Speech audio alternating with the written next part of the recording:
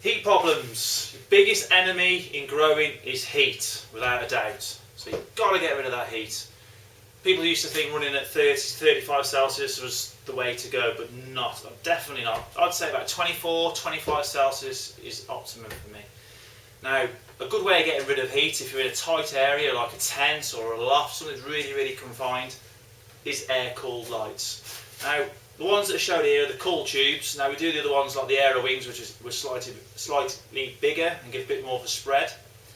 Now, there's two ways of running these air-cooled lights. You can run it with the filter on, the extractor, and what you're doing is this fan here will be blowing, so you'll be blowing through the tubes and out, and filtering the smell at the same time. So it's doing 2 in 1. It'll blow out for you. Okay, or you can have this in your grow room, getting rid of the smell and actually extracting sort of the environment of your grow room. Then what you'd have here, you'd have another one of these on here blowing through the tubes, which is totally independent to this unit, okay? But you're going to need 2 extractor fans to run that. You still only need the 1 carbon filter, obviously.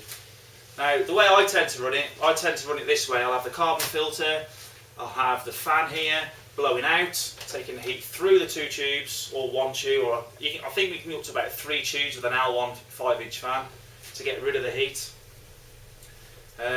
So definitely a must if you're really having problems getting rid of the heat. They are a brilliant piece of kit.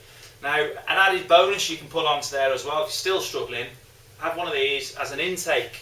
So you've got your air going out through a carbon filter, but you can have another fan coming in. But just make sure there's less air coming in than there is going out, because then you'll have smell problems.